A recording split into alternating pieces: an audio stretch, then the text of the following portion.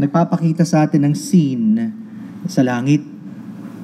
At syempre, kung ito ay sa langit, sino bang may interest dito? Kundi yung mga tinubos ng Panginoon, sapagkat ang main focus ay ang manunubos, our great Redeemer. And so dito makikita natin, bakit ba ganun na lang sila nagpuri sa kordero ng Diyos? Kailangan nating balikan ang context ng chapter 5. And so we'll go back to verse number 1. From verses 1 to 4, makikita po natin, may ipinapaalam sa atin na isang aklat na nakasara. Sapagkat ito po ay nasa kamay ng Diyos. Of course, sabi sa verse number 1, "And I saw the right hand of him that sat on the throne, a book written within and on the backside, sealed with 7 seals." Of course, sa panahon ito, nung sinulat na it's a book, hindi po yan kagaya ng book na hawak natin, but it's a scroll. Just like binabanggit, kapag ang mga Romans, sila ay merong will and testament, ito po ay nasa scroll. Okay? Now, ito po ay nakasara. Sabi doon, pero bago binanggit yon, ito daw ay may nakasulat sa loob, sa harap at sa likod. Nangangahulugan, kumpleto na ang lahat ng kailangan ando doon. From the front and at the back, may nakasulat. Pero again, ito ay nakasara. So there was a challenge. Ano yung challenge na isinigaw ng angel? Sabi sa verse 2, "And I saw a strong angel proclaiming with a loud voice, who is worthy to open the book and to loose the seals thereof." Baka merong magtangka o mag-isip na, baka naman ako pwede. And so, the loud announcement was made para marinig ng lahat sa dami ng naroon. It was announced. And amazingly, alam natin, walang sino man ang mayroong ganong lakas ng loob na magsalita. Sabi sa verse number 3, "And no man in heaven nor in earth, neither under the earth, was able to open the book, neither to look thereon." Napakahalaga noon. Walang sino man ang may karapatan kahit tumingin. Yung pagtingin lang, hindi nila magawa, lalo pa ang buksan. And so, napakahalaga. Sapagat makikita natin, may isang author na nagbanggit na marahil itong sealed scroll ay parang title deed. Para bang ito ay karapatan na sa lahat ng ipinangako ng Diyos, sa lahat ng katuparan na kanyang gustong gawin sa kasaysayan, pero walang ibang makapagbukas noon, walang ibang may karapatan para doon. Kaya ganun ang naging damdamin ni Apostle John sa verse number 4, "And I wept much, because no man was found worthy to open and to read the book, neither to look thereon." Alam niya na ang mga itinakda ng Diyos, the decrees of God, were written there. And so kung ito ay magaganap, kailangang mabuksan ito. Kaya ganun kalungkot si Apostle John, sapagkat walang matagpuan na pwedeng gumawa noon, napakahalaga nito para sa kasaysayan at sa katubusan ng sangkatauhan. But salamat na lang, hindi doon nagtapos ang scene. Pagdating natin from verses 5 hanggang 14, pinapakilala na ang tanging karapat-dapat ng kordero ng Diyos. Notice, sa tagpong ito, kailangan po nating maintindihan, bakit ba karapat-dapat sambahin ang Panginoong Jesucristo? And in all of our worship, bakit siya ang kailangan na parangalan at sambahin ng buong buo? Matatagpuan po natin sa unang bahagi from verses 5 to 7 ang unang dahilan. Because of who He is. Dahil kung sino siya. Sabi dyan, "And one of the elders saith unto me, Weep not. Behold, the Lion of the tribe of Judah, the root of David, hath prevailed to open the book and to loose the 7 seals thereof." Hindi na kailangang umiyak sapagkat mayroon ng pag-asa. Meron ng pwedeng gumawa noon. At ang kanyang title, he is called as the Lion of the tribe of Judah. Again, in reference to Genesis 49, verses 8 to 10, kung saan natatandaan nyo, bago mamatay si Jacob, he made a prophecy patungkol sa kanyang mga anak. At isa sa kanyang prophecy ay ang scepter na hawak ng hari ay mapupunta kay Judah. Kaya nga ang tribe of Judah ang naging tribo ng mga hari. Doon ang galing si King David. See? So, mahalaga yun. Now, as lion, alam natin kung ano ang nilalarawan ng lion. Lion speaks of dignity, sovereignty, courage, and victory. Kaya, kung tatawagin sa all of the animal kingdom, the lion is the king of the jungle. Pero andun ang larawan ng pagiging hari ng Panginoong Jesucristo. Bagamat siya ay namatay sa krus, pero kusa niya itong binigay. Hindi siya nagapini naman. At alam natin siya ay nabuhay maguli. He is of the root of David. Siya ang pinanggalingan ni David. Which again, bagamat siya ay nasa linya ni David, mababasa natin from sa Matthew na siya ay nasa lahi ni David, pero sa kanya nang galing si David. Natatandaan yung tanong ng Panginoong Jesucristo sa mga Pharisees sa Matthew 22:41 to 46. Nung tinanong niya sila, ano ang turing o ano ang kaugnayan ng Kristo o ng Mesiyas kay David? Madali ang sagot nila, anak siya ni David. Pero ang tanong ng Panginoon, kung siya ay anak ni David, bakit tinawag siya ni David na Panginoon? In the Old Testament again. And so they were perplexed, hindi nila masagot yun. Paano na mangyari, siya ay galing sa linya ni David, pero siya ay Panginoon ni David? Only He could fulfill that role. Diyos na nagkatawang tao, siya lang ang ating Panginoong Jesucristo. That's why it's amazing. Siya lang yung karapat dapat talagang tagapagligtas. Wala lang iba, no? Now, pero nung tumingin itong si Apostle John, hindi ganun ang kanyang image na nakita. Yun ang pagpapakilala sa kanya as the Lion of the tribe of Judah. Pero pagtingin niya, ibang image ang kanyang nakita. Sabi sa verse number 6, "And I beheld, and lo, in the midst of the throne and of the four beasts and in the midst of the elders stood a lamb, as it had been slain, having 7 horns, 7 eyes, which are the 7 spirits of God sent forth into all the earth." Alam natin ang image ng isang tupa. Sa lahat, sa mga Hudyo, very, very familiar sila sapagkat palaging iniaalay ang tupa. Alam natin ang pagiging maamo ng tupa, ang pangangailangan dito ng isang pastol, at kung paano hindi iimik ang tupa. Parang sinabi sa Isaiah 53, hindi siya umimik kahit dadali na siya sa patayan, katayan. Ganun kaamo ang tupa. That's why when John said, "Behold the Lamb of God which taketh away the sin of the world," alam agad nila ang imagery. Siya ang ipinadala ng Diyos para maging sakripisyo para sa kasalanan.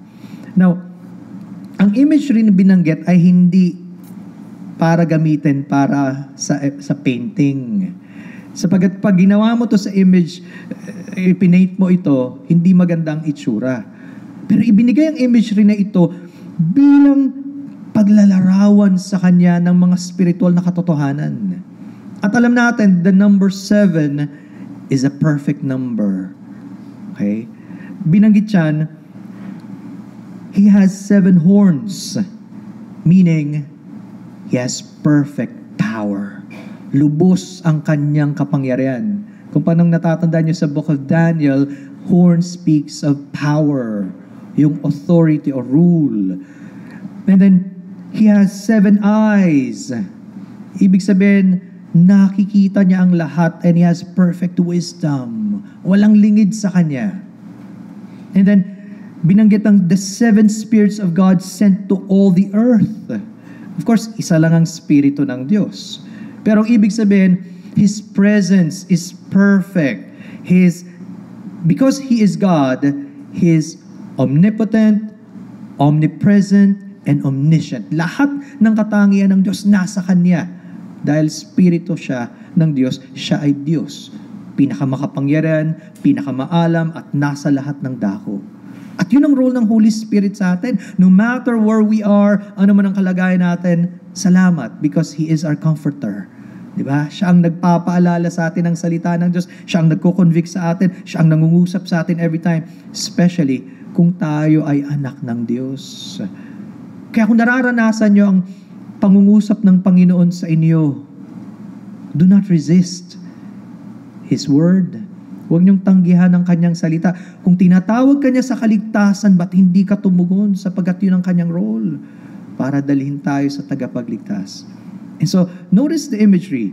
Again, kung gaano kataas ang Diyos. And this Lamb is God the Son. Siya ang Diyos anak. Kaya pala siya karapat-dapat na papurihan at dapat sambahin. Okay. Now, una, nakita natin, dapat siyang sambahin sapagkat kung sino siya bilang kataas-taasang anak ng Diyos, ang kordero ng Diyos. Siya ang naglaan ng kanyang buhay. Now, notice, may pangalawang dahilan. Bakit siya dapat sambahin? Dahil kung nasaan siya, where He is, nasaan ba siya? Of course, ang scene is in heaven. Siya ngayon ay nabuhay muli. Sa tagpong ito, siya ay itinaas ng Ama, pinarangalan ng Ama. Wala na siya sa sabsaban at wala na siya sa krus. Tapos na yung mga panahong yun. And that's our risen Savior. Di ba? Siya yung tinitingnan natin, though we have the symbol of the cross to remind us of His suffering, pero wala na siya dyan eh. Siya ay matagumpay, siya ay nasa langit na, sa luklukan ng Ama. Saan siya sa langit? Pagkakabanggit doon sa verse number 6, and I beheld, and lo, in the midst, siya ay nasa kalagitnaan ng lahat ng nilikha, ng lahat ng 4 beasts, 24 elders, lahat ng mga anghel sa dinadarami noon, siya ang nasa gitna. Kita nyo, even at this time, it's still Christocentric. Christ is the center. Kaya siya ang karapat-dapat sambahin. At nasaan siya? Sabi niya, in the midst of the throne. Bakit? Sapagkat siya ay Diyos mismo. He is at the right hand of the Father. See? Walang ibang karapat-dapat sa trono ng Diyos kundi ang Diyos mismo. And because of that, He is worthy to be worshipped and to be praised. At ito ang sinasamba nating Diyos at tagapagligtas, hindi kung sino-sino lang. From verses 8 to 10, makikita natin bakit siya dapat sambahin dahil sa kanyang ginawa at patuloy na ginagawa. Ano yun? Sabi sa verse number 8, and when He had taken the book, the 4 beasts and 24 elders fell down before the Lamb, having every one of them harps and golden vials full of odors, which are the prayers of saints. Wow, I could just imagine that scene. Kung talagang nare-realize natin ang Panginoong Jesucristo ang kasama natin, just like He promised, where 2 or 3 are gathered together in My name, I am in the midst of them. Hindi natin mapipigilan ng sarili nating sumamba sa Kanya. That's a spontaneous, natural reaction. Sapagat, tandaan nyo yung salitang worship came from the word worthship, yung pagkilala sa kung sino siya sa kataasan niya. At kapag nagpakilala siya, you cannot help but, of course, bow down to Him.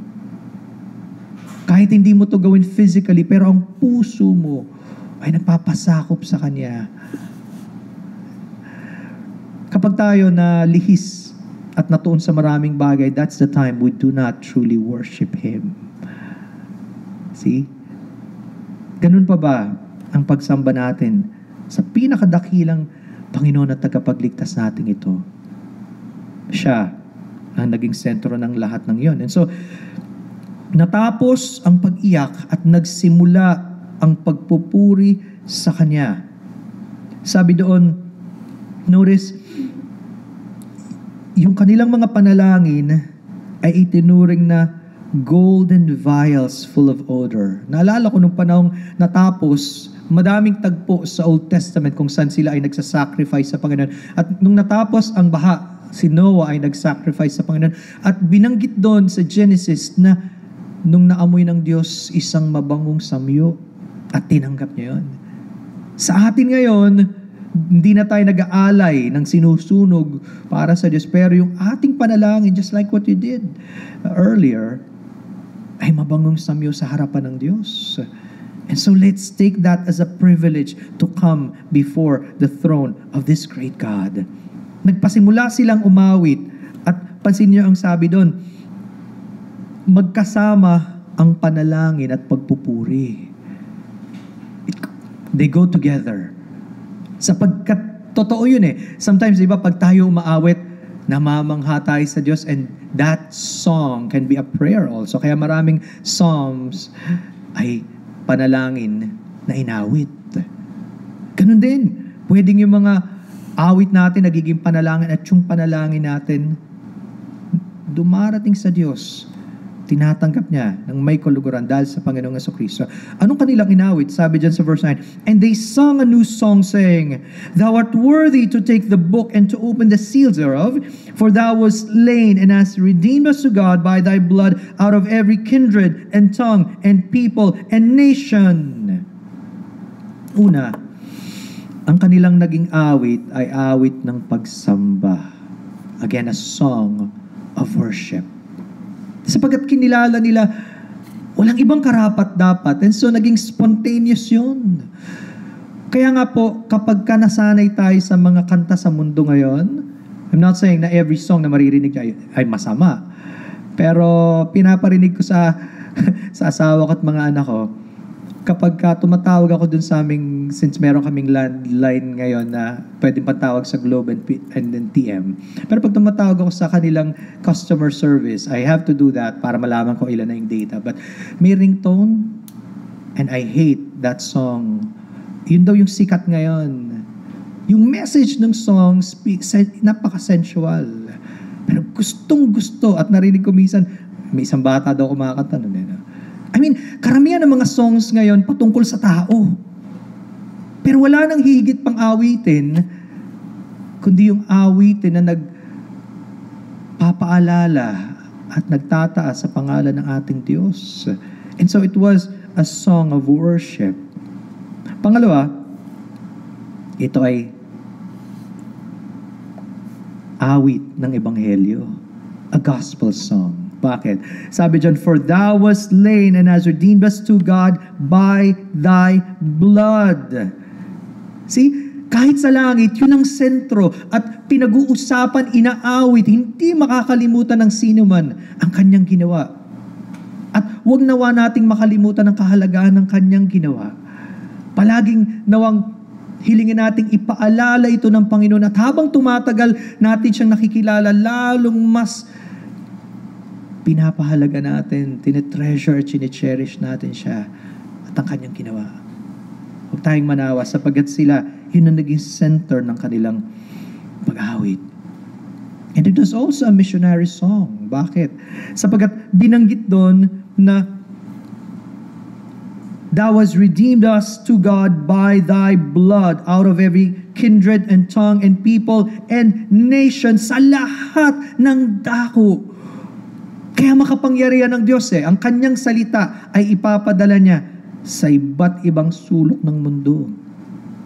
And we need to be encouraged to fulfill the Great Commission of God in Matthew 28. Nadalhin natin ang mabuting balita sa lahat ng dako. Bakit? Marami pa ang nangangailangan makapakinig nun. And that's the theme of tomorrow's Pastors Conference, the power of the gospel.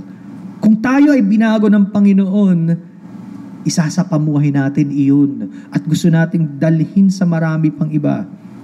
So in one sense, all of us are missionaries in our own way. Diba? Saan man tayo dalhin ng Panginoon, dapat gayak tayo na sabihin sa marami sino ang ating tagapagligtas, ano ang kanyang ginawa at gaano kailangan ng tao ang kanyang katubusan. Pangapat, you can say that it's a devotional song. Bakit? Sapagkat pinaalala dito kung sino tayo sa Diyos. Anong ginawa sa atin ng Panginoon? Mula sa pagkalugmok sa kasalanan, ano na tayo ngayon? Pareho pa ba tayo ng dati? Sabi sa verse number 10, and has made us unto our God kings and priests, and we shall reign on the earth. Napakalaking pagbabago nun. Yung dating makasalanang walang direksyon, kundi kapahamakan at paglayo sa Diyos. Pero ngayon, we are considered as kings and priests before God. At ganun ang turing sa atin ng Diyos. That's how we should live. Hindi bilang mayayabang na kami mga hari at saserdo. Pero hindi Dahil tayo ay itinaas ng Diyos na maging anak niya. Ang pagtanaw nga sa ating nakaraan should always cause us to be humble before God. Pero ang pagtingin sa kung sino tayo ngayon should help us to be encouraged to live for God. Sapagkat nagbibigay siya ng biyaya at kapangyarihan para maging mapagtagumpay tayo. That's an important theme, even in 1 Peter. Tingnan niyo pa, tinalakay niya dyan. 1 Peter chapter 2, verse number 5.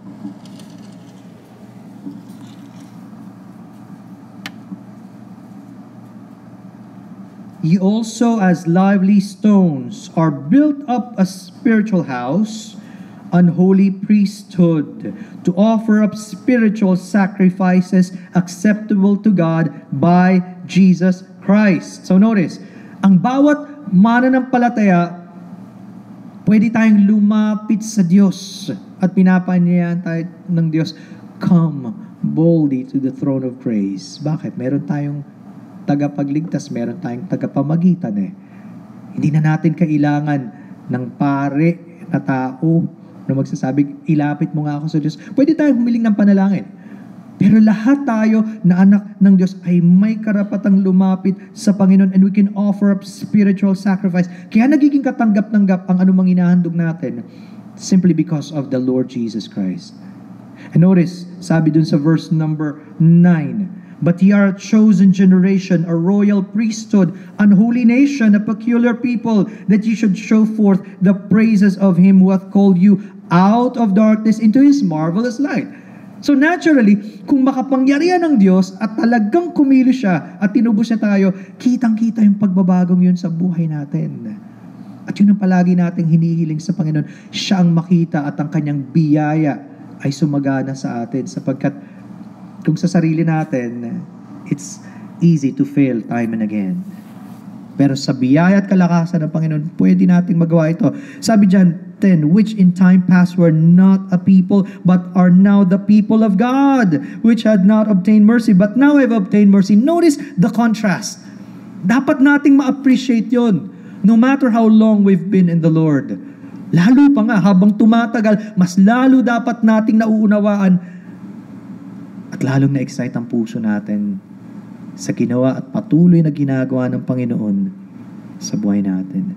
And so, salamat sapagkat binago niya tayo Iba na ang ating buhay, hindi na kagaya ng dati.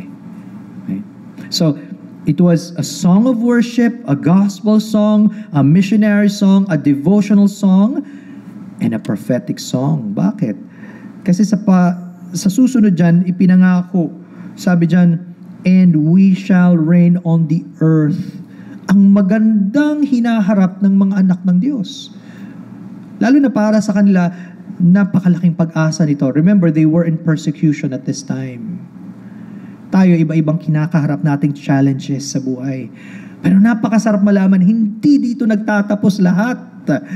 May glorious future ang mga tunay na nagtitiwala sa ating Panginoong Jesucristo. Totoo, the best is yet to come. Yun ang sabi ng Panginoon. So, kailangan ang ating pagtanaw ay muling matuon sa Kanya at mabalik yung pag-asa natin sa ating dakilang tagapagligtas. Bakit siya dapat sambahin? Dahil kung sino siya. Bakit siya dapat sambahin? Dahil kung nasaan siya. Bakit siya dapat sambahin? Dahil kung ano ang kanyang ginawa at patuloy na ginagawa. At panghuli, bakit siya dapat sambahin? Dahil kung ano ang mayroon siya. Because of what he has, from verses 11 to 14. And I beheld, and I heard the voice of many angels round about the throne, and the beasts and the elders, and the number of them, was 10,000 times 10,000 and thousands of thousands. In other words, laksa-laksa, napakarami. Para sa tao, napakahirap bilangin. Pero syempre, alam ng Diyos bawat isa, kilala niya. Ganun karami. Bagamat, alam natin, di ba, binabanggit nga na makipot ang daan patungo sa buhay na walang gaan. Pero don't think nakakaunti ang maliligtas. Mukha, comparing sa mga taong ayaw sa Panginoon tsaka gusto, pero hindi, marami, laksa-laksa eh. Kilala niya ang bawat isa, no? Tapos ang sabi dyan, ano ang kanilang naging papuri? Sabi, saying with a loud voice, worthy is the Lamb that was slain to receive power and riches and wisdom and strength and honor and glory and blessing. Naalala ko bigla, 2 Chronicles 29:11. 1 Chronicles 29:11, yung papuri ni Davids ng Israel patungkol sa Diyos. Sino ang Diyos na kagaya niya na may kapangyarihan, kalakasan, kalwalatian? Siya yun. Kaya para sa mga nagsasabing, kasi anak lang siya, so hindi siya kapantay ng Ama pagdating sa pagiging Diyos. Hindi Lahat sila nagpapatoto, He is worthy. Lahat ng katangian ng Diyos Ama ay katangian ng Diyos Anak. At siya ang karapat dapat. Kaya pala tama lang, dahil sinabi ng Panginoon in John chapter 5 na kung hindi mo pararangalan ng anak, ay hindi mo mapararangalan ng Ama. Tama pala na siya ang maging sentro ng ating buhay, ng ating iglesia, ng ating pagsambal, ng lahat ng ating ginagawa, sapagkat siya ay karapat dapat. Nasa kanya ang lahat ng katangian. At sabi doon, and every creature which is in heaven and on earth and under the earth, and such as are in the sea, and all that are in them, heard I sing, blessing and honor and glory and power be unto him that sitteth upon the throne, and unto the Lamb forever and ever. And the 4 beasts said, Amen. And the 24 elders fell down and worshiped him, and that liveth forever and ever. In chapter 4, ang naging sentro ang Ama In chapter 5, natatandaan niyo in 4:11, Thou art worthy, O Lord, to receive glory and honor and power, for Thou hast created all things, and for Thy pleasure they are and were created. Pinarangalang sabay ang Ama at ang Anak, at nawa siya rin ang pag-alaya natin ng lahat. Even tonight, He's worthy to be praised. Kasama ka ba sa mga tunay na sumasamba at tumadakila sa Kanya? Kung hindi pa, panahon na para lumapit sa Kanya, lalo na sa Kanyang kapupusan na pwedeng ipagkaloob sa iyo. At sana even in our celebration of the Lord's Supper, muli, ma-excite yung puso natin dahil sa ginawa ng Panginoon, karapat-dapat siya sa pinakamataas na papupuri. At dahil kung sino siya sa ating buhay. Tayo pa manalangin.